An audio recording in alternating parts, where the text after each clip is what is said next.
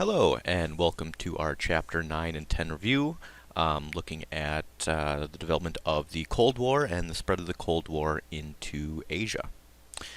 So let's go ahead and get going. Alright, so looking at question number 1 here, in what ways did the United States and the Soviet Union come to play primary roles in the global politics following World War II, and what main issues and concerns was the Cold War built upon? So looking at this, you can really see that after the Second World War, the Soviet Union and the United States essentially emerge as the two most economically and militarily sort of powerful nations.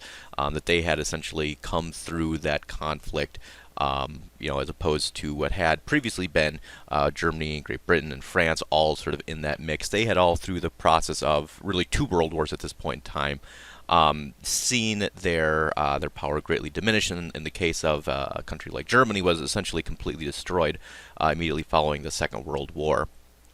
And that really meant that the two sort of biggest international political players potentially were going to be the Soviet Union and the United States moving forward.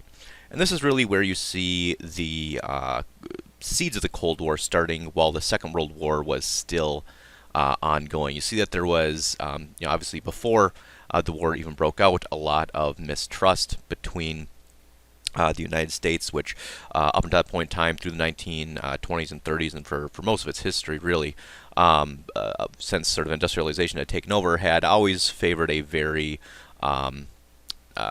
sort of aggressive form of capitalism that was very much involved in supporting businesses and business owners, oftentimes at the expense of workers and other people who might not necessarily be benefited by the actions of those companies. And there had certainly been pushback, and there had been the United States was in the middle of changing a lot of those views, particularly through the Great Depression.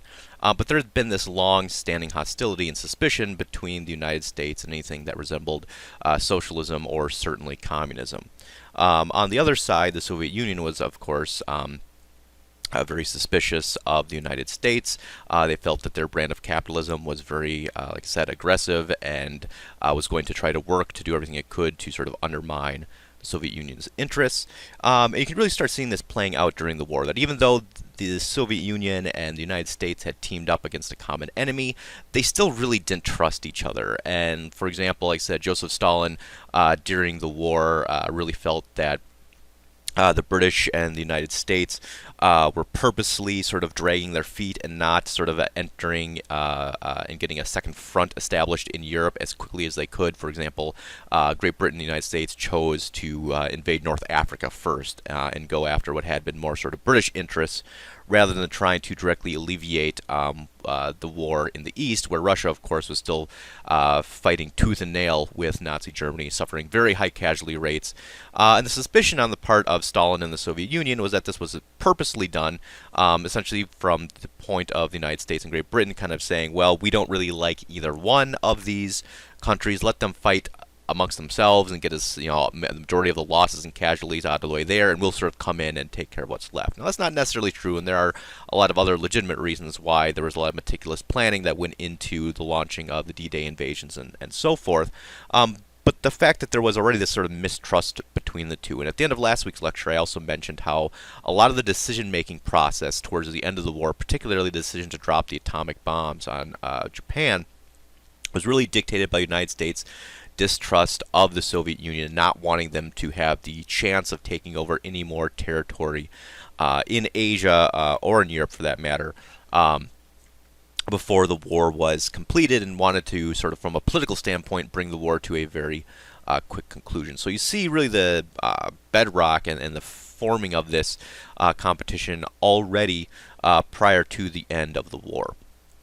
Once the war had ended, of course, sort of the drawing of those borders sort of puts the two sides at odds right away, right? Where the Soviet Union essentially claims that they're going to be opening up free elections in a lot of the countries that they sort of had occupied, but it becomes very clear very quickly that they were very much sort of putting their fingers on the scales and were going to be either supporting communist political parties in those countries, or if there weren't strong political parties, sort of creating communist political parties in those countries to essentially gain power, and through various methods of either politically or jailing political opponents and so forth, we're going to make sure that the parties that they were supporting were going to be the ones that were victorious.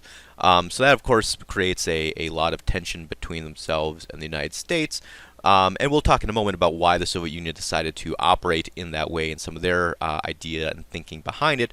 But places like Great Britain and the United States saw that sort of as them trying to impose communism and impose their sort of ideology on a wider area, and that their fear was that the Soviet Union was going to continue to expand.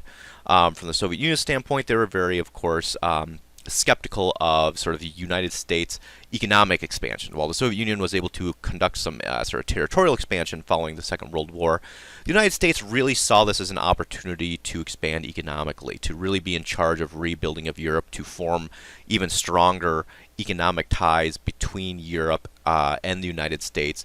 And the United States realized that they were very much the largest economic power following the Second World War, and they wanted to take full advantage of that, particularly through the rebuilding of Europe, which of course the Soviet Union wasn't comfortable with, particularly to the fact that they thought that these countries that were going to be directly receiving aid and become dependent upon the United States economically would then side with them politically. So both sides, the Soviet Union and the United States, seem to want to expand in different ways, either territorially or economically, which creates a lot of fear and suspicion by the other side. Eventually down the road, of course, this leads to the creation of these larger alliance systems, sort of similar to what you saw in the build-up to the First World War and the Second World War, if you want to think about things like the Triple Entente and the Triple Alliance and so forth. This time, the United States sort of creates a group of like-minded countries in Europe and the Atlantic called NATO, the North Atlantic Treaty Organization. And a few years later, the Soviet Union responds with the creation of the Warsaw Pact. And these are going to be sort of both military and economic alliances with countries that sort of were within their sphere or generally agreed with their viewpoint in the emerging Cold War. Now, as the Cold War progresses, of course, there's going to be tests to both NATO and the Warsaw Pact. These weren't necessarily the kind of military alliance systems that you saw between the great powers in the build-up to the first two world wars. But it was more sort of the Soviet Union and the United States trying to create a united front economically, militarily, and ideologically against their opponents. So what then were the main issues and concerns that the Cold War was built upon? What was the Cold War all about? And I think that there's sort of been this myth, which was very much, I'd say, perpetrated by both the United States and the Soviet Union during the conflict, that this was some sort of showdown between democracy and communism, or capitalism and communism. And while certainly those factors and some of those ideologies did play a factor, I would not say that they were the main driving forces of the conflict. It seems like that's what both sides wanted to turn to when pointing out their differences and pointing out why they were good and the other side was bad. But in all actuality, those two ideologies themselves never weren't the primary focus of the conflict. The conflict really comes down to, first of all, the function of rebuilding the world after the Second World War. How is it going to be done? Who is going to be receiving aid? What form would that aid take? And that was obviously one of the big sort of contention points between them. Think about the rebuilding of Germany, right? How Germany eventually gets split into two different countries, West Germany, East Germany, how the city of Berlin itself gets split between those two locations because neither side could agree on exactly how to rebuild Germany. You also see this debate around self-determination, right? How so many of those countries that the Soviet Union had taken over did not, in fact, have fair election systems, that they are very much influenced to support candidates favorable to the USSR, and at the same point in time, the United States oftentimes is going to be getting involved politically in other countries to oppose communist or socialist forces within those particular countries. So while both sides sort of claimed that they respected and wanted to promote self-determination, both of them were pretty much okay of supporting anyone who was going to be opposed to their enemy, rather than trying to sort of support those who were ideologically more in line with themselves. To sort of exacerbate this and bring this to the forefront, and this is something we'll be talking about more in the coming weeks here, is the role that decolonization and anti-imperialism play in the Cold War. The fact that in a lot of cases this leaves sort of a power vacuum, that there are nationalist forces in a lot of these countries that had previously been under the control, either economically or politically or some combination thereof, of one of the countries of the United States or in Europe. And that after the Second World War, they were trying to, follow their own path of self-determination, throw off those sort of imperialist rule and tendencies and economic policies that had been in place, and sort of forge their own path. And in that space, then both the Soviet Union and the United States were going to be very much always in conflict about supporting various sides in these conflicts and trying to benefit from whichever group was eventually going to take power. And of course, sort of the military tension between the two sides was very much a determining factor of the Cold War. The development and the sort of the stockpiling of nuclear weapons, and the fact that the entire world, to a certain degree, felt that they were sort of on the brink between these two sides that had sort of catastrophic military power, that if they wanted to get into a large fight, could very much damage the entire world, if not destroy the entire world. And it definitely led to a time period of heightened anxiety and fear globally because of those tensions and those issues. So I'd say those are some of the main issues and concerns that the Cold War was built upon.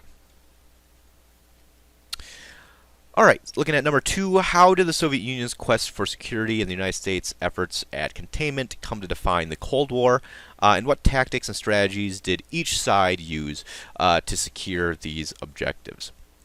So let's take a look at the side of the Soviet Union first. To a certain degree, the development and how entrenched the Soviet or the Cold War gets, I would say, is based to a certain degree on a misperception by both sides. Both the United States and the Soviet Union thought that the other side was a lot more aggressive than they actually were, and had a lot more fear than they probably necessarily needed to. On the part of the Soviet Union, they wanted to make sure that what happened in the Second World War would not happen again. The fact that primarily wanted to make sure that Germany wasn't going to be able to be recreated in a strong centralized state that could once again rearm itself and could once again invade the Soviet Union, or that any sort of European or capitalist power, which, like I said earlier, for various reasons, some of which were very legitimate, they felt that there was a lot of hostility and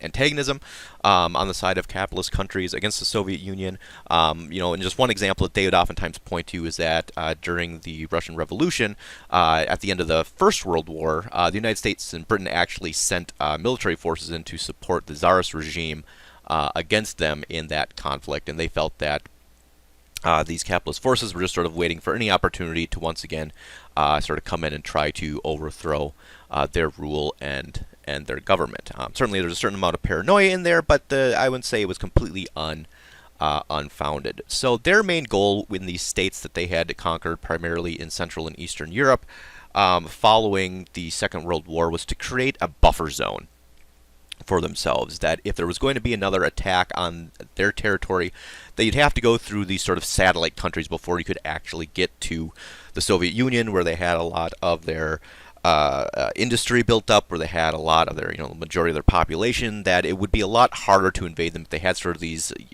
friendly buffer zones around them that could sort of blunt an attack that was potentially incoming. That was sort of the strategic thinking behind why they wanted to be so forceful in making sure that these surrounding countries were going to be useful and beneficial to them, as well as trying to form those economic ties and make sure that those countries would have no choice but to trade their sort of valuable economic products with the Soviet Union versus sort of other locations, to once more sort of recoup some of the losses economically that the Soviet Union had suffered during the Second World War.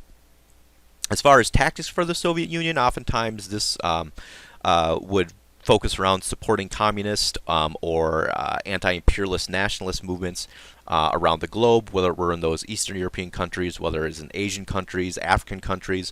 Oftentimes they are going to be trying to look at countries that had been negatively impacted by imperialist forces, which primarily were forces of either the United States or Western Europe, had been the primary sort of imperialist countries beforehand, and use that to their advantage to support communist or socialist forces in those countries to try to take over and be sort of a friendly government type to them, and to be antagonistic or hostile to the ambitions of Western Europe or the United States.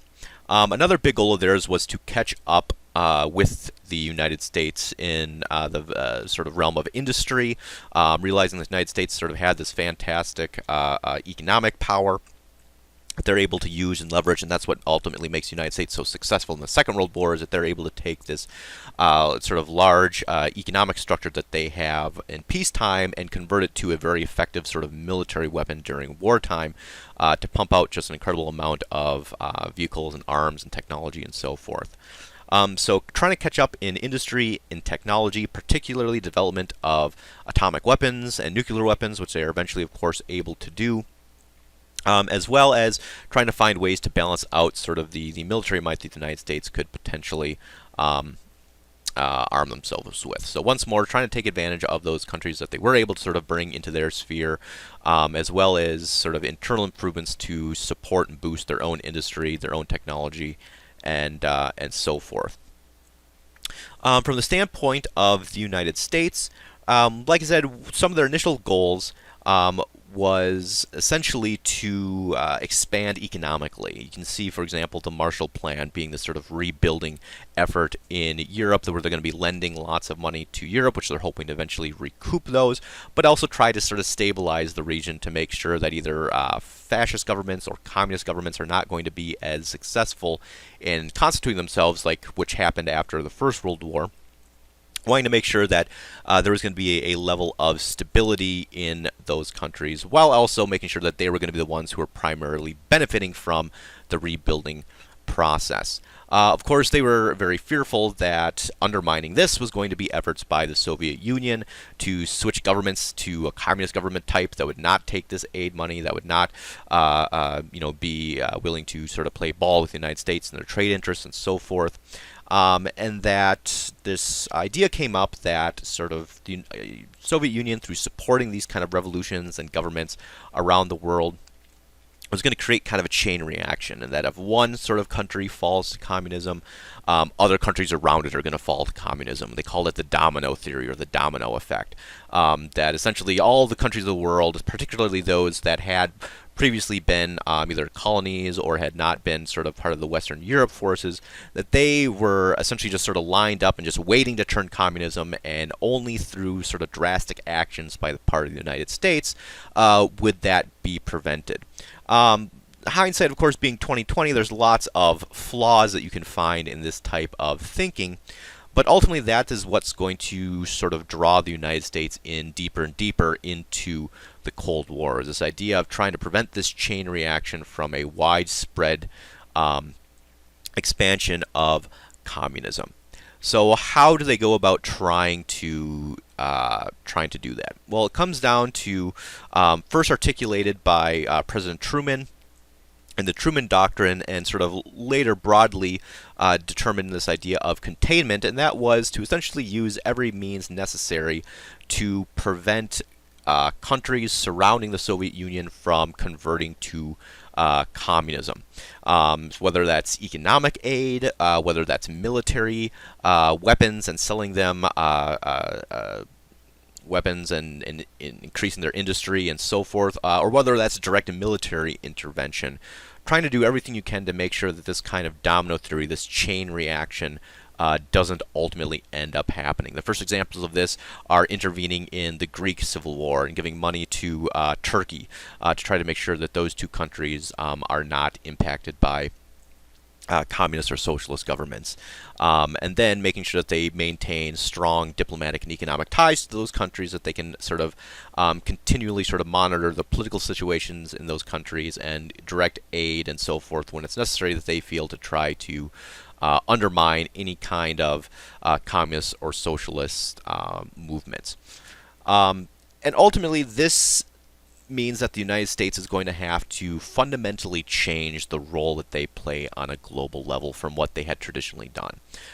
Traditionally, really even up until the Second World War, The United States had always been very isolationist to the most part. Certainly through all the 1800s, their main goal was internal expansion, and really did not want anything to do with the wars and the conflicts and the politics of Europe or the wider world. That begins to change in the late 1800s, early 1900s, as the United States sort of engages in its own imperialist ventures, the Spanish-American War, and certainly entry into the First World War was very much a deviation from sort of U.S. tradition. But even still, after the First World War, you saw once more the United States military return to a very small standing army, which had traditionally been the case. That the war industries had very much sort of gone back primarily to sort of civilian use and practicality.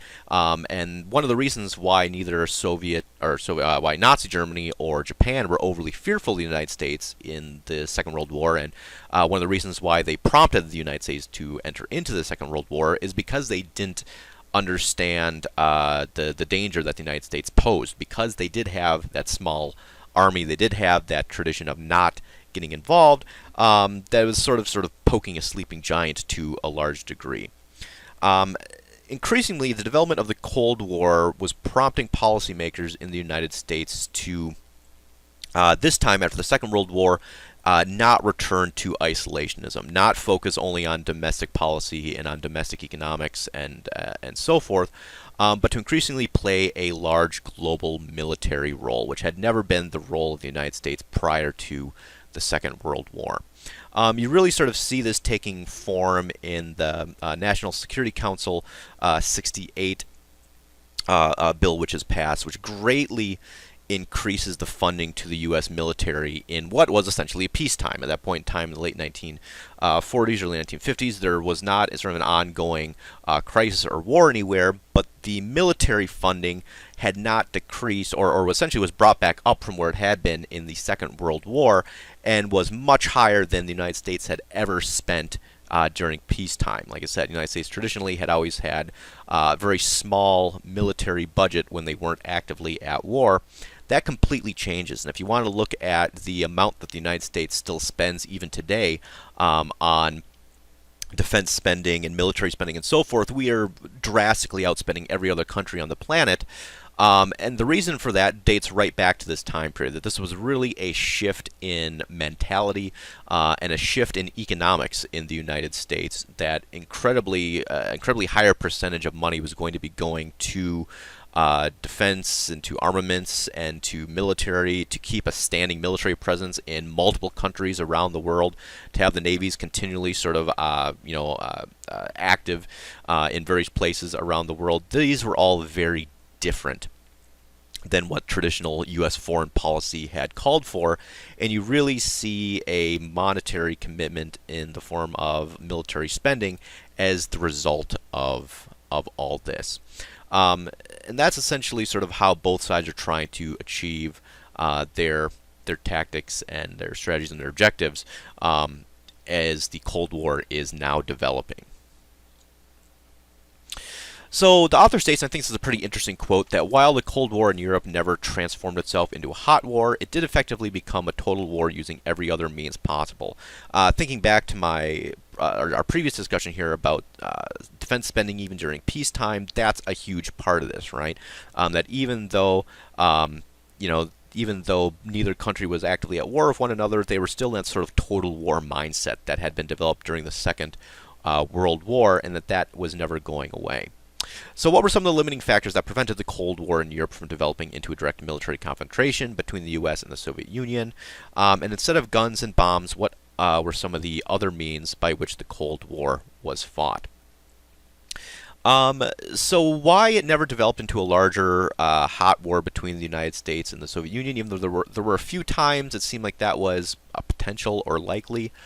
And to begin with, I think it starts with that idea that there was a lot of misunderstanding between the two sides, that essentially both sides in their own way were much more interested in containment and containing the other side's influence and power than they were in their own expansion. There was very little chance that the Soviet Union was ever going to try to outright invade Western Europe. There was very little chance the United States was ever going to try to invade the Soviet Union. But both sides always used sort of that fear to justify the sort of ongoing tensions between the two sides. But really, no side really had the stomach for that kind of fight, particularly after the Second World War, where both sides had sacrificed so much, particularly the Soviet Union. Another large military conflict was never in the cards or never desirable by really either side, even though both of them thought that the other one, that was sort of their ultimate goal and their ultimate intent, which it was not. So because neither side really ever wanted to get involved in this kind of a war is essentially one of the main reasons why that kind of a war never happened. Of course, there was a huge deterrent to an outright hot war between the two sides, and that was, of course, the presence of nuclear weapons. Very shortly after the Second World War, the Soviet Union develops their own nuclear capabilities.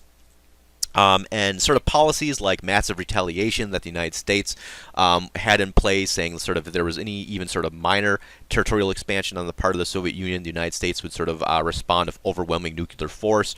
Or once the Soviet Union develops their own arsenal of nuclear weapons, the idea of mutually assured destruction, right? Where if essentially trying to keep the peace by saying if either one of us goes to war, we're just going to blow everyone up, and neither one of us is going to be the winner because it's going to be so catastrophically damaging to both sides. Neither side at that point in time ever wanted to risk that kind of a showdown, or that kind of a risking essentially their, like I said, their mutual destruction. So those policies, even though very, very dangerous, because it essentially brings in the possibility that if a war does happen, it's going to be an absolutely horrific one, it does seem to have made both sides very, very reluctant to engage in a war that might, or even conflicts that might lead to that kind of a eventuality.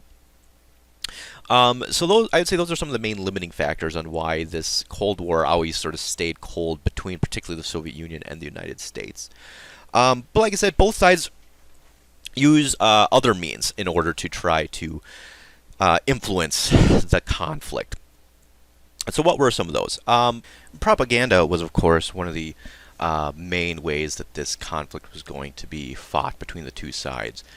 Both internally and externally, both domestically and internationally. Domestically, of course, the main goal was to sort of make sure that there's going to be continued support for this conflict. When both sides were spending so much of their time and energy and resources, particularly, they needed to justify that to their populations. And it was sort of through the use of propaganda and drumming up fear and making sure the other side appeared to be more aggressive, and of course sort of the ultimate opponent, that it was going to justify them spending increasingly large amounts of money and capital and resources on this ongoing conflict.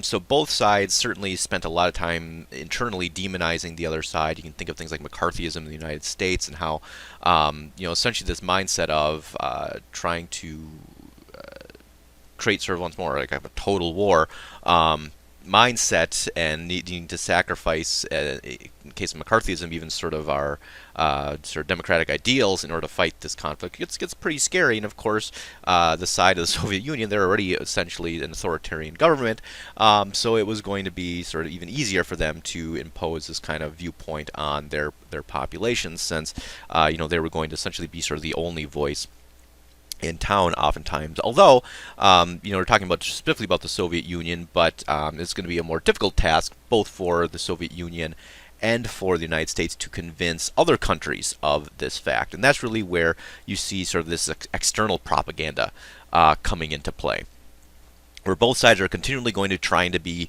making their side seem like the good guys, seem better on an international platform, and demonizing sort of the means and the efforts and the role that the other side is playing, pointing out the other side's flaws while trumping up their own sort of accomplishments, is primarily how the international discord is going to be going between both these sides throughout the conflict. Ironically enough, there was lots of ammunition that both the United States and the Soviet Union could use throughout the conflict. Because, in essence, both sides act very hypocritically during the conflict. That they thought, it seems like, that the overall conflict was worth sacrificing their ideals that they stood for to some degree or or another, which of course made ample opportunity for that hypocrisy to be pointed out.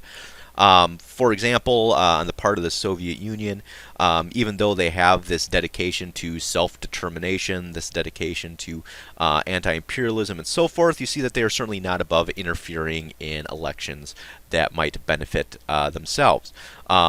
As a result of which you see a lot of economic turmoil both in the Soviet Union and in the countries which they are sort of forcing to follow their economic model, which certainly isn't necessarily leading to the best standard of living or the strongest economies in the areas that they are operating in. Also, you certainly see the Soviet Union acting essentially as an authoritarian government, not a communist or certainly not a socialist government. And communism is really just sort of a authoritarian form, I would say, a very heightened form of socialism, which essentially takes all the ideals of socialism and throws them out the door. And essentially just gives complete authority and power to, once more, a very small group of people who essentially just runs everything like an oligarchy or a dictatorship. The primary,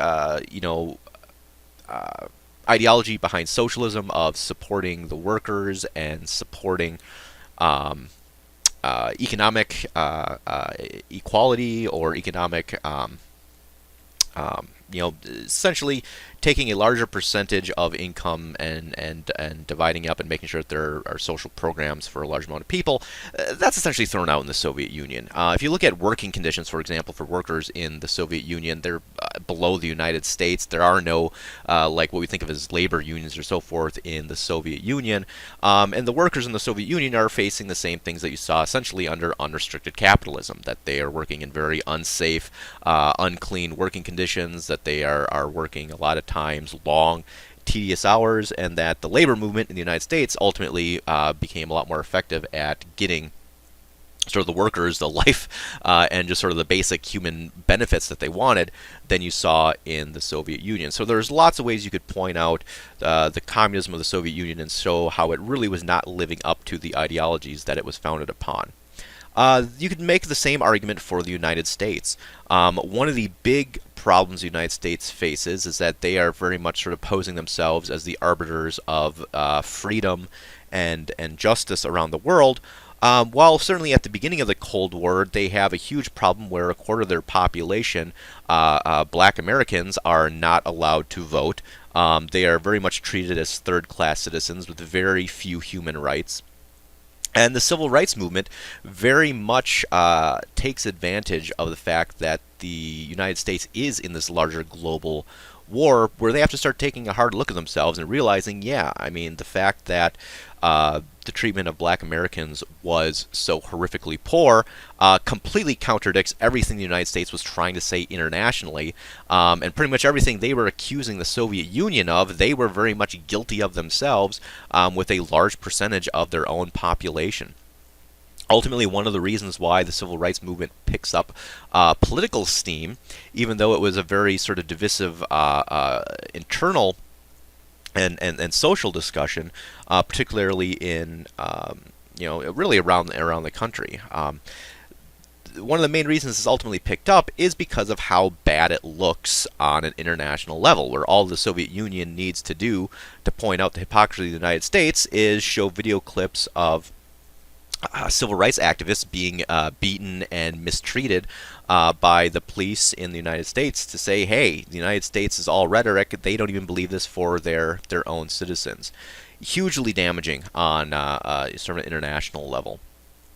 At the same point in time, the United States, of course, had sort of always, since the First World War, certainly come out as supporting this idea of self-determination, of anti-imperialism, of trying to make the European powers that had been engaged in imperialism sort of back off and grant autonomy to the places that they had been operating in.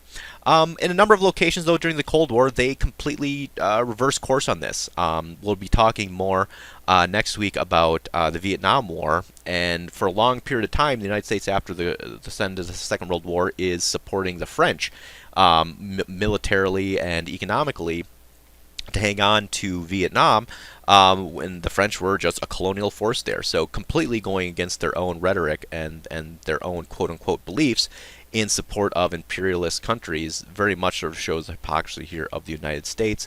The support for dictators around the world, too, once more. It seemed like the United States wasn't overly concerned about how brutal or ruthless or terrible a ruler was, as long as they weren't communist. If they were going to be hostile to communists, the United States was very much willing to support them in pretty much anything they wanted to do to their people, in order to sort of serve this larger goal. And there's other examples of breaking international law, which they in fact wrote and so forth, that the United States always seemed to sort of be playing by their own rules during the conflict, and thought that the guidelines that they were trying to set out for other people in other countries didn't necessarily apply to them. All ample ammunition for the Soviet Union to use. So in essence, both sides during the conflict, I would say, undermined their own values to a large degree, and that makes sort of a very easy picking board for just sort of this larger international squabble to be taking place between the two sides. Not to say that all aspects of the Cold War were certainly bad. One aspect is that both sides are trying to use science and scientific development, trying to improve the standard of living within their countries to sort of prove that their way of life, either communism or capitalism, is sort of the best one. And that ultimately there are some people who benefit from this. If you want to think about the expansion into space, I mean, there would have been very little, if any, chance that human beings would have made their way into space when they did if it wasn't for the sort of competition between the Soviet Union and the United States. There's a lot of things that are created with a military purpose during the Cold War that go on to have very positive and revolutionary effects. I would say that without the Cold War, it's very unlikely that computers and computer systems would be where they are today. I mean, a lot of the sort of very rapid technological advancements we've had over the last 50 years, to some degree or another, are going to stem from this Cold War time period. So investment in those kind of internal improvements and trying to increase science and technology and so forth, I would say are definitely ways that this war was being fought between the two sides.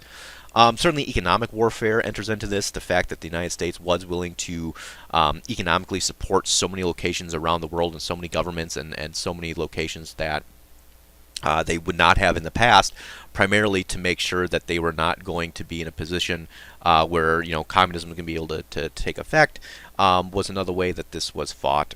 And increasingly, and for sort of the upcoming chapters, most importantly, what you see happening is that even though there's not a direct military conflict between the Soviet Union and the United States, there's a lot of proxy wars which develop between the two sides. Either the United States fighting a more regional conflict that one side is being supported by the Soviet Union, or both sides entering into sort of limited engagement with one another, but in the location outside of Western Europe or Europe in general, or in sort of some of these other countries around the world. So there's essentially sort of making proxy fights between supporting various sides in civil wars and internal conflicts, or entering into those wars directly themselves to try to tip the balance in what they perceive to be their favor. So certainly we'll be talking more about that here towards the last half of the second chapter, chapter 10 here, as well as moving into the coming weeks. But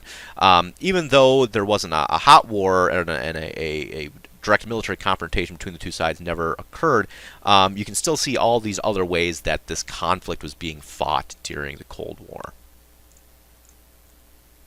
And I think this is a very good chance to take a look at our primary source discussion for this week, because it really sort of gets to that idea of both sides trying to make their case and use propaganda and use sort of an international platform to have this fight between each other. Looking at Winston Churchill, certainly he is not an American, he is from Great Britain, but he very much is sort of setting the stakes at the beginning of the Cold War, and then seeing how Nikita Khrushchev, a decade later, is going to be perceiving this conflict and trying to make a case to an international audience at the United Nations to support sort of their side and their role in the conflict. So looking at this, question number 1, what does each speaker think is dangerous about their Cold War opponents? Certainly, Winston Churchill is very much interested in looking at history here. He continually goes back to looking at the build-up to the Second World War and really having this idea that if appeasement hadn't been followed, if there had been a more sort of vigorous military counter to Nazi Germany, that the Second World War would never have happened. But Churchill realizes, and this sort of gets to the question number two, he realizes that Great Britain by itself is not in a position to do that. They cannot by themselves counterbalance the Soviet Union, and he sees that the United States is going to need to play this increased role in global politics in order to sort of what he sees as put that pressure and show that strength that the Soviet Union is going to be respecting. He talks about the Iron Curtain, and that definitely sort of represents and demonstrates that fear of what was happening in Eastern Europe and Central Europe at this point in time, that those locations which the Soviet Union's armies had essentially pushed up to were now increasingly turning one after another to communist government forms that were being very closely regulated by the Soviet Union, and this fear that this is only the first step and that there's going to be more expansion to follow. We talked about why that idea wasn't necessarily correct earlier, but that's the point that Churchill here is trying to make.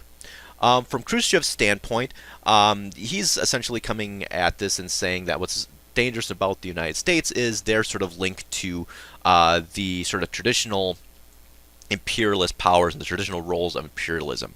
And once more, this I would say isn't completely outside of the truth, and this sort of gets down to, I'd say, question number three, particularly that link between capitalism and imperialism, which he's trying to make here. One of the biggest reasons and one of the largest reasons why that sort of new wave of imperialism began in the late 1800s was driven by economic motivations and was driven by industrialization, and the benefactors a lot of times were going to be either capitalist governments or corporations, and so forth. And the fact that the United States was backing up in certain cases some of these areas that had been part of this imperialist structure once more makes it a pretty easy case for the Soviet Union to be making that they are still sort of the defenders of this antiquated system, which everyone is sort of agreeing should be going away at this point in time.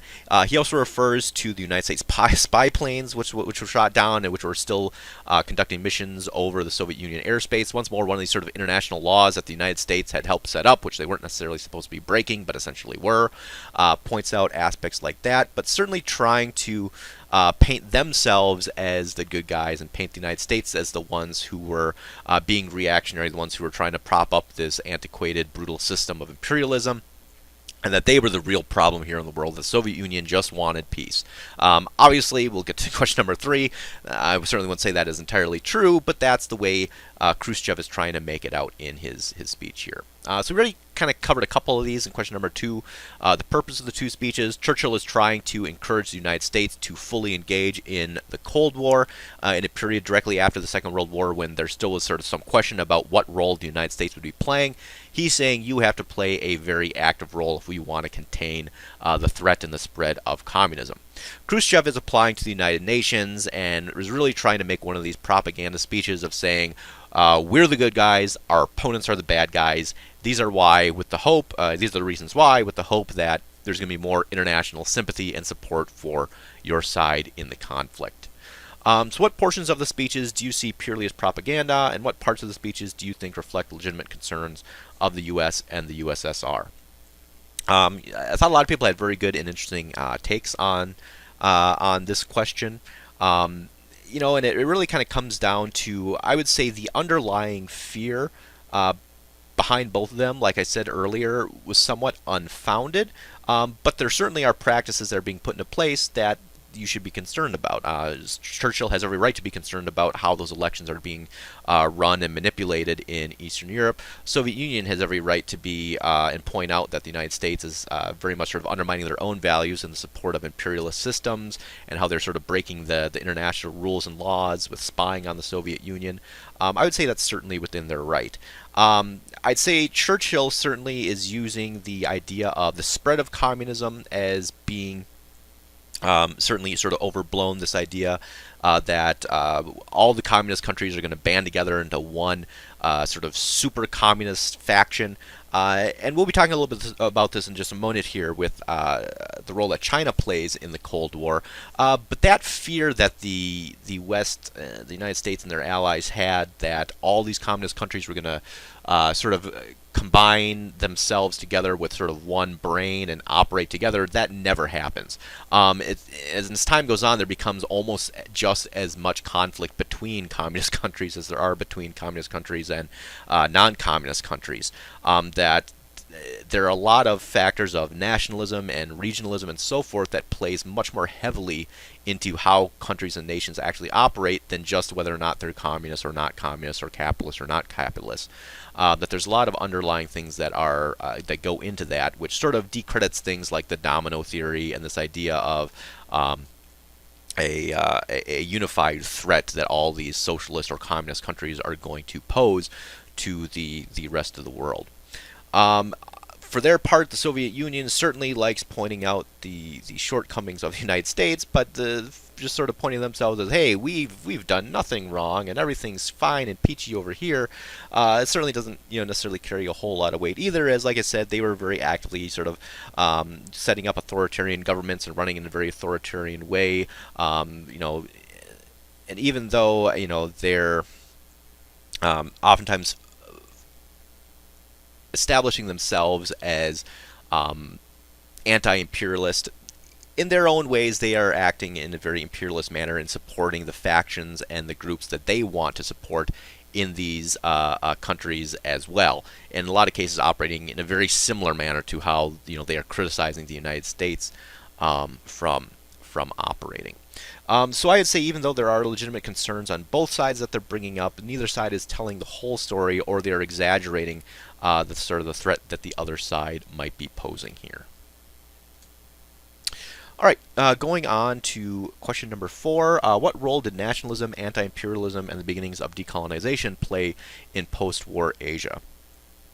And I think it's important to look back and remember the challenges that we saw in a lot of these locations before the Second World War, how the road to decolonization had started long before, where there had already, after the First World War certainly, and even before, been questioning of the power that European and United States were having in the region, the economic policies that they were imposing on a lot of these countries, and that a lot of these countries had a desire to break free and to form their own countries and their own governments and their own nations. And that's certainly that idea of nationalism, which had originally developed, to a large degree and been politically implemented in Europe, was a very strong presence in a lot of these various locations around Asia, and that their efforts to try to separate themselves from imperialist powers begins before the Second World War, but only begins to heighten through the Second World War and really accelerates after the Second World War, particularly because a lot of those countries, if you look at sort of the list here, Great Britain, France, Japan, the United States, Netherlands, Russia, Portugal, a lot of these countries are going to be influenced or impacted by the First and Second World War, and ultimately are going to see a great decrease in their power, which is going to make it a lot harder to hang on to these external territories, particularly once those territories no longer want to be ruled or economically influenced by these imperialist powers. So what you have essentially in all these countries is rise of nationalist forces that want to see their own geographical region become self-determining, to create their own governing structures, to create their own political units, and so forth. And that increasingly what you end up seeing is that in all these locations, the groups that are best able to combat imperialism, that are able to create the strongest nationalist movements, are the ones that are going to become effective. And this can be if those forces are either communists or non-communists. It doesn't really matter. It seems like what most people wanted in these locations, regardless of what sort of political ideology was being followed, was that they were wanted a group that was going to say we're going to make our own separate country that's going to be strong and independent from any other country and not be controlled by Europe, by Japan, by the United States. And that is going to be what oftentimes determines which groups within these countries get the most following and the most support.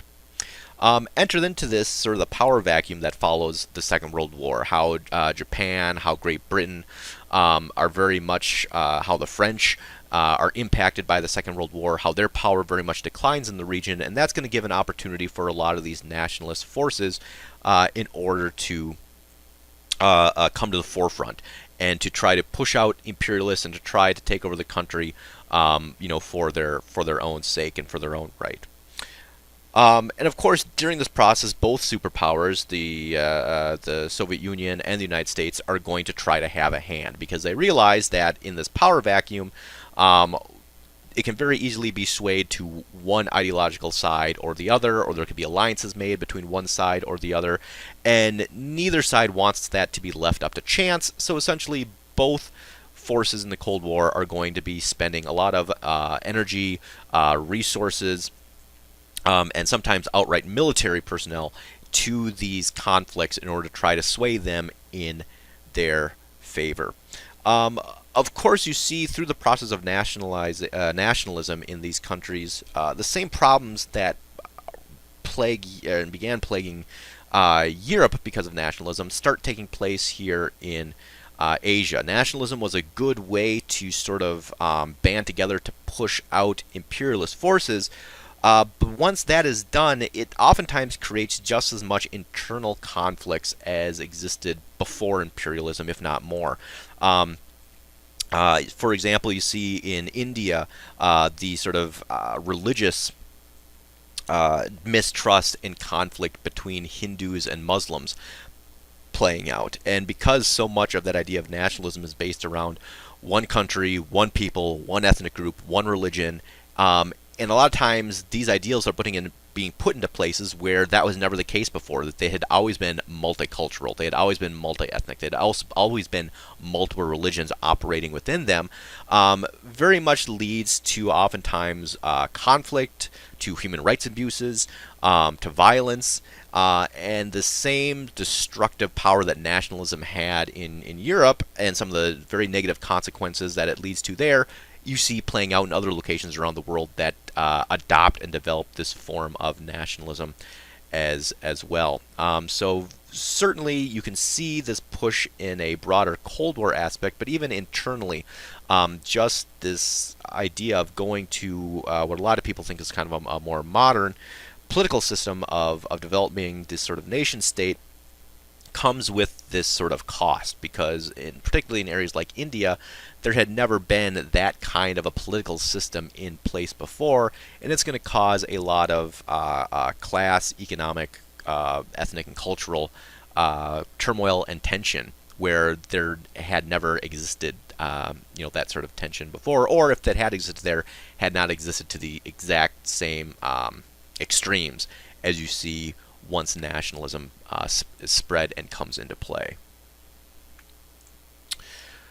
So one of the largest and most impactful events of the Cold War in Asia is going to be China's transition to communism, how communist forces of the Chinese Communist Party are able to become victorious over the Kuomintang in China's civil war. The question here is looking at what impacts did the CCP's victory have on the Cold War in Asia. And I think the example of China here is a great way to exemplify a lot of things we had just talked about in the last question about how much anti-imperialism and nationalism play in this conflict. One of the main things that makes the communists successful is that there had, we talked about this in the first section looking at China, that this development between the Chinese Communist Party and the nationalist government of China had existed before the Second World War.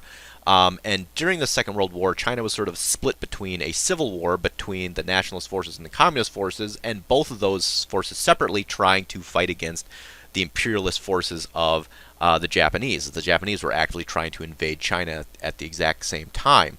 And the consequence of that is that ultimately, the communists become more effective at fighting back against the Japanese. They are seen as being sort of the more vigorous and rigorous anti-imperialist forces. Some of the efforts of the Kuomintang during the conflict against the Japanese were actually directed against fighting against the communists rather than the Japanese, which the sort of average people in China did not necessarily appreciate, that you're supposed to be sort of fighting out these external forces, but instead you're using it to sort of fuel a internal civil war. And it seemed like in the locations where the communist forces were set up, they created and generated a lot more appeal to the masses, to the average people. That they sort of ran the areas that they had controlled in a more effective manner than the places that the Kuomintang controlled. That's not entirely the fault of the Kuomintang. The Kuomintang, a lot of their sort of primary area where they were popular and had support were the places that were most heavily impacted by the invasions of the Japanese on sort of the Pacific coast and southeast China. Whereas the communists were most powerful in more inland China, northern China, where they certainly were combating and fighting against the Japanese, but they were able to create sort of a more stable living environment for the people underneath them than the Kuomintang was able to achieve. So the Kuomintang's power base gets hit harder.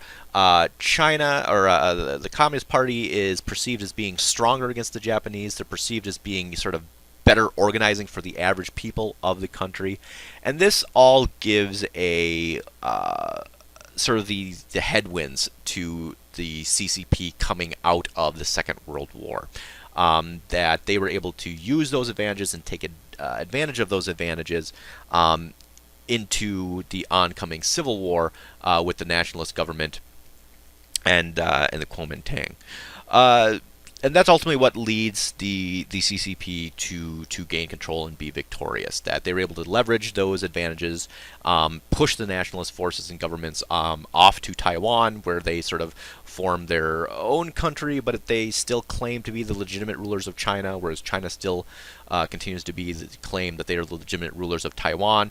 And that, of course, is still a hotspot even to this day, with both sides sort of claiming that they are the rightful rulers of the other of the other country. But the communist forces are ultimately successful for those various reasons. And this is going to have a huge impact on the Cold War in Asia.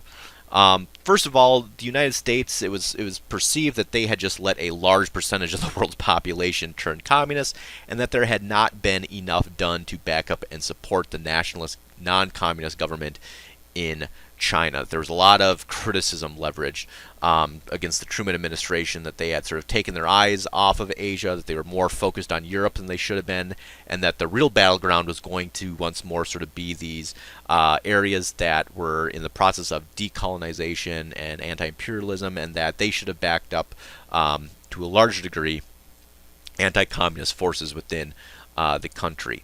And this is really going to shift the U.S. focus, particularly in regards to containment, from Europe to Asia. That they're going to bring that same idea that, well, if China went down to communism, well, that obviously means that Korea's next, and Vietnam's next, and Cambodia's next, and Thailand's next, and India is next, and then all of Asia is going to be communist. There's some, as it turns out, that I would say isn't entirely beyond the scope, because obviously there's going to be conflicts and Cold War conflicts in a lot of these countries, but to a certain degree, these are somewhat going to be of the United States' own making. Particularly because they do start influencing and putting in this policy of containment in the region, which is going to very much bring them more politically into it. The development of another alliance system, for example, SEATO, the Southeast Asian Treaty Organization, the United States is going to develop in this. It's going to very much affect the United States' rebuilding of Japan and what they want Japan to become following the Second World War. Increasingly, they're going to want the Japanese to be a counterbalance to China and to communist forces, so they're going to be giving a lot more economic support and encouraging actually more militarism in Japan than they had been before, and to some degree more than the Japanese actually wanted. in this buildup. But they're going to include areas such as South Korea, such as Taiwan, such as eventually South Vietnam. In this Southeast Asian Treaty Organization for the express purpose of trying to contain the spread of communism in Asia. So certainly the Cold War in Asia becomes front and center as far as how the sort of proxy war is going to be playing out between the United States and communism, and a lot of those surrounding countries around China is where these battles are going to be playing out. Another interesting impact on the Cold War is actually, like I said earlier, sort of the proof that this idea of a sort of monolithic communist bloc was going to form is ultimately proved untrue. That China and the Soviet Union never really get along. That in certain cases they go to war with each other in more or less border skirmishes, but that ideologically they're very different and very opposed. The Chinese, both sides thought that they were sort of the embodiment of the true spirit of communism. The Chinese thought that the Soviet Unions were still sort of imperialists in their own right, that they were very much still too focused on Europe, and that they were not doing their part to support these other forces around the world, whereas China wanted to sort of become the leader of that, whereas the Soviet Union thought that they were sort of the first to convert to communism. They should be the forebears of it, and they didn't necessarily want the Chinese off doing their own thing, and that ultimately leads to a lot of tension between the two of them. Like, both sides were sort of jockeying to be the top communist force in the world. And as a consequence, you don't have this sort of close coordination between the two that the United States and their allies feared. So that's certainly one of the reasons why China becomes so sort of integral to the ongoing Cold War process. So the next sort of big flare-up you see in the Cold War, particularly in Asia, is going to be the Korean War. The Korean War, essentially, once more, is another sort of holdover from the Second World War, where the country at the end of the Second World War was essentially split in half, up to the line where the Soviet Union had progressed. Where on sort of their half of the peninsula was sort of divided along the 38th parallel.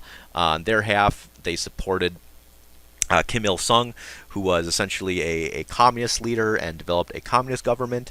The United States in the South Korea was supporting the Republic of Korea and Syngman Rhee, who was essentially sort of the nationalist dictator in the South. And that both sides, the South and the North, wanted one unified country, but there was this sort of internal conflict and feud about who was going to rule. Was it going to be Syngman Rhee's government? Was it going to be Kim Il-sung's government? And of course, the Soviet Union and the United States starts giving massive amounts of military and economic aid to the ideology that sort of both they feel best backs up their interest.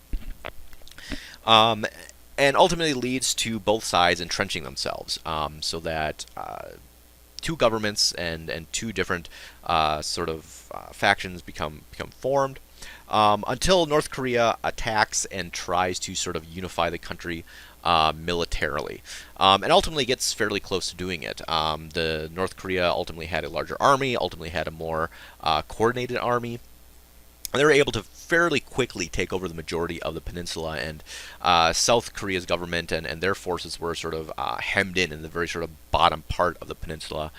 And that's where the United States and the UN come into play, where the United States prompts the United Nations to fight back and to fight on behalf of the South Koreans. But it's interesting how it's phrased. It's not phrased as going to war. It's phrased as a quote-unquote peacekeeping mission, or a policing action. It's never a declaration of war, even though you're sending tanks and soldiers and guns and bombs and essentially engaging in a war. They're very cautious to not title it that way. So ultimately, there is an amphibious landing at Incheon, farther up the peninsula, which cuts the North Korean forces in half. The United States, of course, is now actively military engaged in this conflict. The Soviet Union was still providing supplies to North Korea, but they were not sending their own soldiers into the conflict. And the presence of the United States, along with their UN allies, was able to very quickly shift the balance of power in the favor of South Korea, and they ultimately start pushing into North Korean territory. Um, and as they get closer and closer to the border of China, China is increasingly warning them, don't progress any farther. We don't want this policing action to spread into China, because there was a real fear on the side of the Chinese Communist Party that this was just sort of the first step, and that this peacekeeping mission, or led by the United States, or just maybe just the United States, were going to continue the war into China.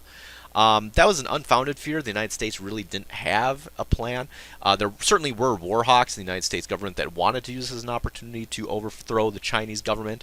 But it didn't seem like that was the way things are going to go. Still, the United States ignores those warnings from China, continually pushes closer to the Chinese border, to the point where the Chinese enter in the conflict militarily on their side and send their massive army into the conflict, which very much counterbalances the UN and the US presence, and pushes that line essentially back to the original 38th parallel.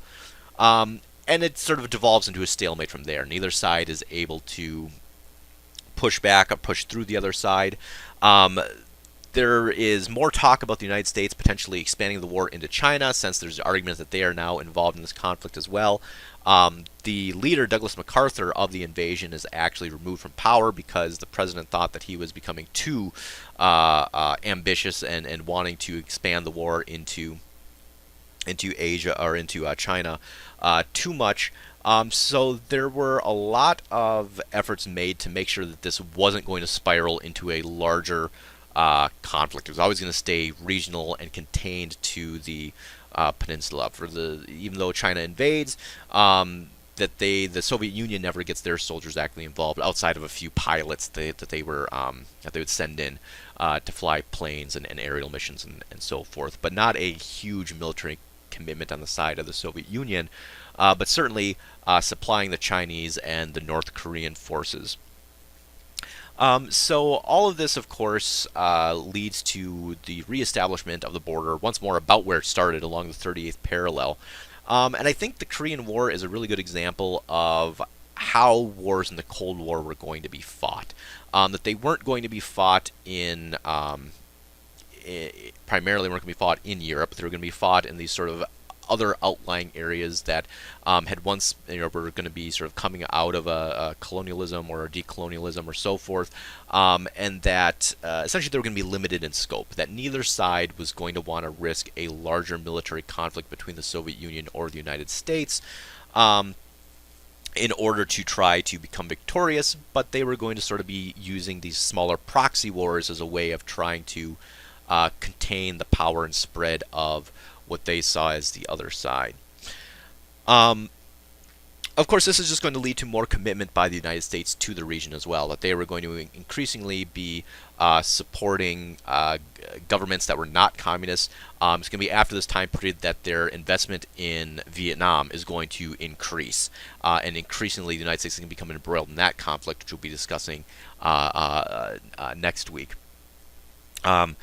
So yeah, it's a good example of how wars are going to be conducted, how there's going to be lots of proxy battles pitting one government against one part of a government against another part of a government, one civil war faction against another civil war faction, with both sides putting in resources and sometimes directly soldiers, but at the same point in time making sure that they're not going to expand that war outside of that limited region. You're going to see the same thing happening in Vietnam. You're going to see the same thing happening with the Soviet Union in Afghanistan.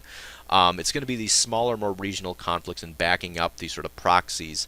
That's how this larger conflict is going to be playing out, while at the same point in time, through propaganda and whatnot, both sides are going to be yelling at the other side about how they're doing terrible things in these countries, and that's how a lot of times they were doing terrible things, but nothing worse than the other side was doing. Certainly neither side is going to be blameless through the Cold War, as, like I said, both of them are going to be continually doing things that are undermining their own proposed values in the conflict. All right, that is the beginnings of the Cold War. If you have any questions, please let me know. Otherwise, have another great week.